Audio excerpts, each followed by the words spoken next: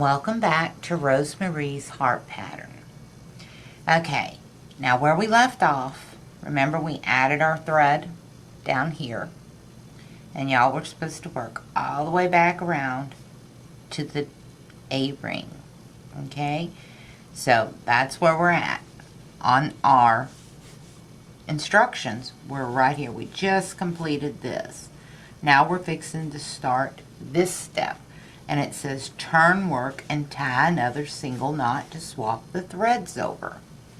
Okay, reason is, according to the pattern, okay, we're going to be going back around this way. And we're going to end up over here at D. Okay, and here is our shuttle thread. Okay, here is our ball thread. And we're going to do, again, the shoelace trick. Needle tatters. Tie your knot. Reverse the order of your threads. Alright? Now, as you can see, here's our ball thread. Here's our shuttle thread. So what we're going to have to do is turn our work. Okay? And we're going to go back around this way. And the pattern says, okay, work 15 times. A chain. See, they forgot to put the A in there, but that's what they mean. If you look at your diagram, you'll see. Chain of 2, picot 2, picot 2, picot 2, round the outside of the heart. Lock joining after each 6 double stitch sections on the row beneath, and using the same picot twice at the bottom of the heart. Okay, and then it says fasten off to close up the point of ring D. So here we go. Fix our loom for our chain, and we're going to do 2 double stitch, picot, 2 double stitch, picot, 2 double stitch, picot, 2 double stitch. Or in other patterns, it'll say 3 picots separated by 2. Means the same thing. Okay?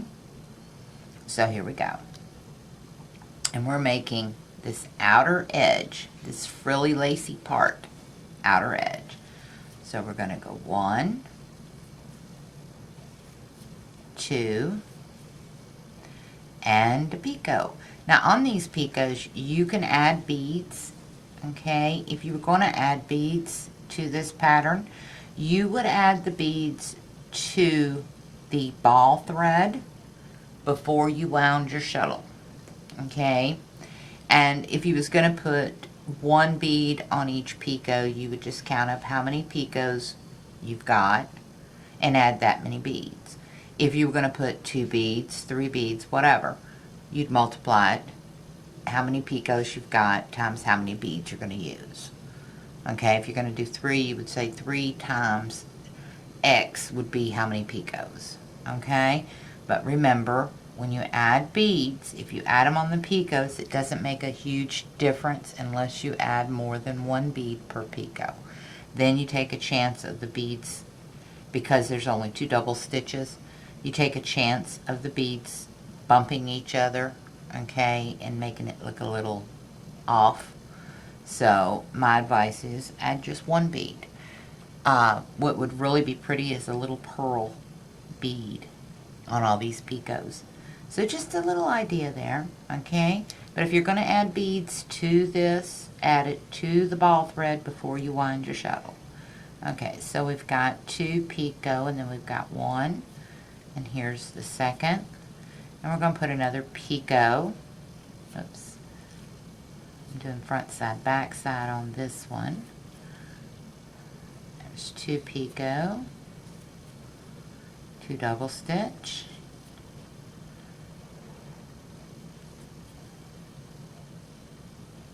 3 picot, and the second double stitch. Okay.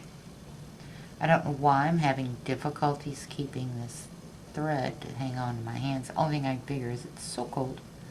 Okay, now we're going to lock join right here. And because we're working on the back side and we want all of our joins to match, we're going to do a down join, lock join. The way you do a down join, lock join, is you go up through this picot right here, okay?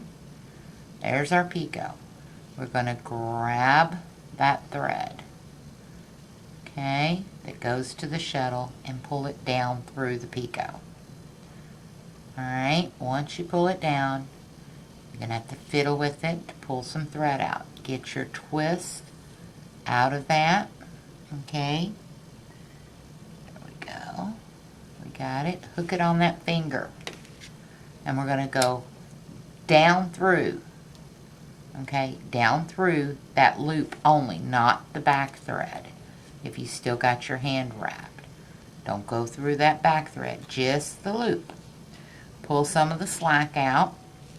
Use your loop to adjust everything up snug. Then lock that stitch. Okay? And then you're going to continue on doing this all the way around until you come back to here. Okay? And you will join right in here.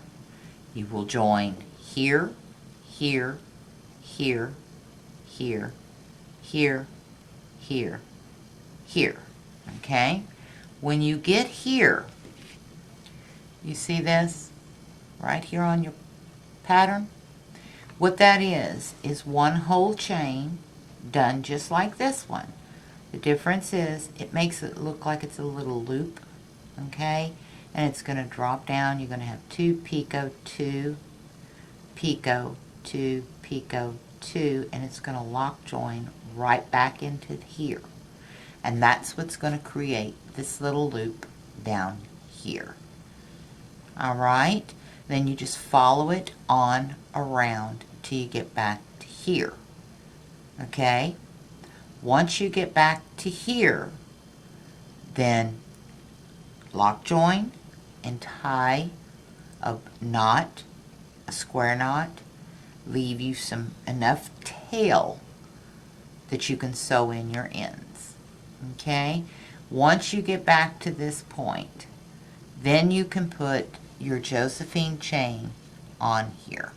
And what I'm going to do is I'm going to complete right to here.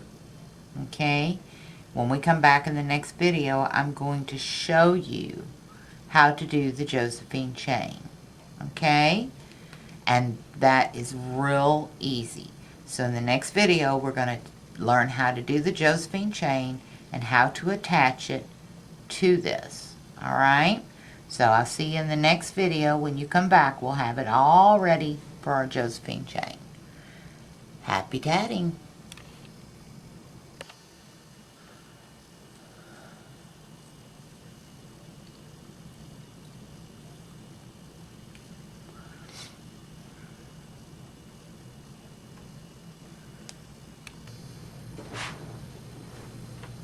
Hello and welcome back to Rosemarie's Heart pattern. As you can see, I've tatted the heart all the way around, made my last lock join right here, okay, on ring A. Now what we're going to do is we're going to cut these threads, okay, cut them off. Now what we want to do here is make a square knot, okay, then you'll hide your ends, sew them in however you want to do it. If you want, you can run on this last chain some floss threaders, and then you can pull it back through. But I'm not going to sew the ends in. I've got another video that shows that, but I am going to show you how to do this square knot. You have a right thread right here and a left thread right here. You want to take the right thread, cross it over the left thread. Bring it under the left thread and through the loop. Pull it down. Okay? Now, left thread over the right thread. Through the loop, pull it down. You have a square knot. That is the most secure knot in tatting, besides the weaver's knot. Weaver's knot, once once you put a weaver's knot in, you're not getting it out. This you can pick out, but it helps. The square knot helps so that when you're sewing in your ends, you have this one going this way and you have this one going this way. So that makes it a little easier. Now, for the Josephine chain. The Josephine chain is a real easy chain to master. Okay, and what we're going to do, all right, the easiest way, okay, you can either tie a knot in the thread and go from there and tie in your ends as you go on the Josephine chain. But what I would do, tie a little knot here, connect the two threads, all right, nothing fancy, no biggie.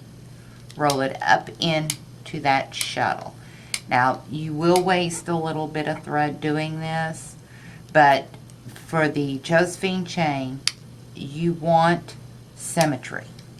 Okay, so it's worth the waste on the thread. Besides, if you do that, you can use that little bit of thread that's on the shuttle. You can use that for other purposes. Okay, you can use it in place of a gum floss threader to pull thread ends through. Okay, just food for thought. You can use it to do a little practice motif. So you're not really wasting your thread. Okay, so you want to roll up just a little bit on the shuttle. Okay, there, we've got a continuous thread method. Now, what we want, according to the instructions in this photograph, okay, you see we've got these chains here and these chains here. There they are. Now this Josephine chain here is going to come in right back here on this one and this one. Okay, so here we go. This is the easiest way to do it. Grab your thread, hook it on your crochet hook. Okay, let me get the back side of this so you can see what I'm doing. Okay, hook it on that crochet hook, pull it tight, pull it up through that loop. Okay, now see that loop that's on our hook? Hook our finger in there and let's do a lock join right there. Now these tail ends, if you haven't already sewed them in, are going to get in your way. Move them out of your way. Okay, see, we're going to do our lock join right there, right where our chain is supposed to start. Okay, now I'm going to cut these ends off and get them out of my way so they don't distract, because I don't want that bothering everybody, and it's bothering me. So if it's bothering me, it's bothering you. Alright, so let's get everything in position. Now we have our lock join in place. We have our ball thread. The Josephine chain is commonly done the second half of the double stitch continually. Okay, or you can do it measured amounts of, say, 5 stitches and then change over to the first half. But when you do that, you get a zigzag type stitch. You don't get a fluid Josephine chain. Okay, so what we're going to do is the Josephine chain. Alright, and the way you do it, second half of the double stitch, always straight through. Okay, and the instruction says make a twisted chain using only the second half of the double stitch. Rotate after every 5 for the desired length and attach as shown in photo. Alright, here we go. That is confusing, okay, where it says rotate. I'm going to show you what the rotate means. Alright, the second half of the double stitch, we do 1, 2, 3, 4, 5. Now we're going to rotate. Drop our shuttle down there, pull it through, and roll it around.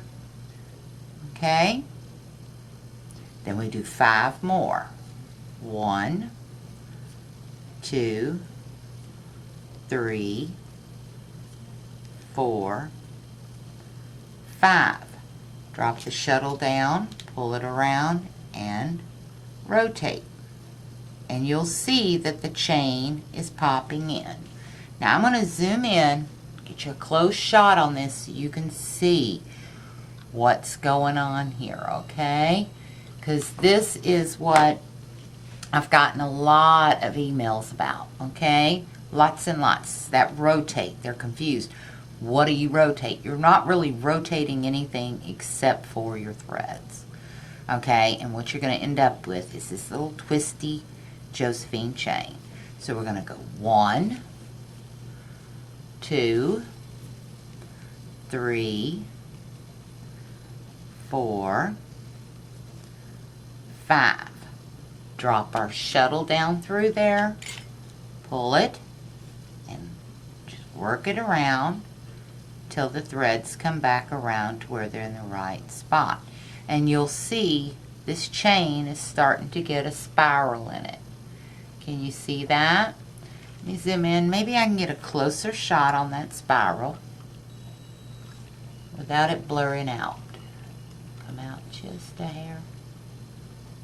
All right, that looks pretty good. There is our spiral chain. Okay, as you can see, it twists around. Okay, and what you can do if you want more twist is you can take and rotate that thread around the core. Okay, this is your core thread. This is your working thread. You can twist it and get more twist in there. If you don't want a lot of twist, you can back it out. You can play with it, okay? But that is the Josephine chain. All right, so let's put in another 5 stitches. Get everything set up. And we're working on the front side of this. So once we're done, it really looks good. Now you can also use the first half of the double stitch repeatedly. Most times tatters will use second half because the first half you're always rolling that hand over. So the second half just makes it simple. 1, 2, 3, 4, oops, shuttle took off flying again, and 5. Now you see that? If we want more of a twist in it, drop our shuttle down there, see it?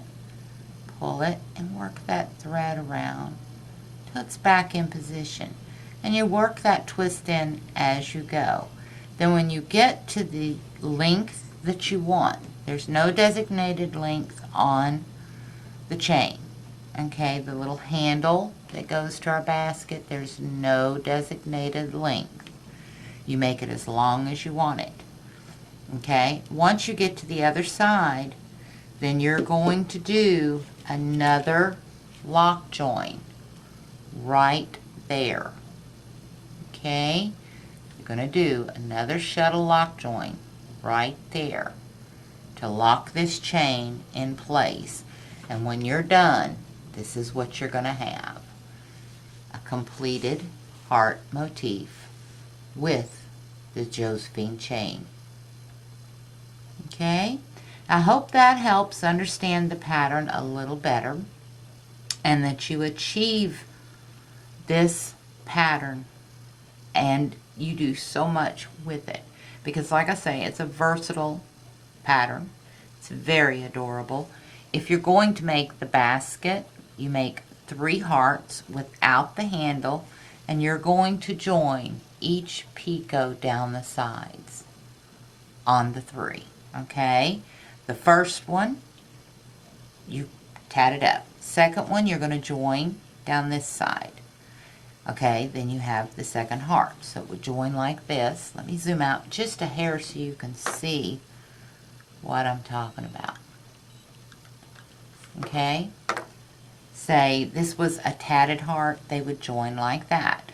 The third one would come in and you would join it on the other side to this one and this side of this one.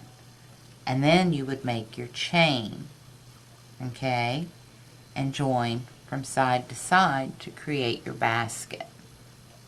Okay, there you go. That's the Rosemarie Heart pattern. Now down below you're going to have links to the pattern. You're going to have information on where to get picot gauges, information on anything, supplies and everything that you're going to need to tat this up. It will all be listed below the video. So until the next video, I hope you enjoy this pattern. I'd love to see some pictures of the work, so drop me a line. Let me know what you think. And until next time, happy tatting and have a wonderful day. Thank you.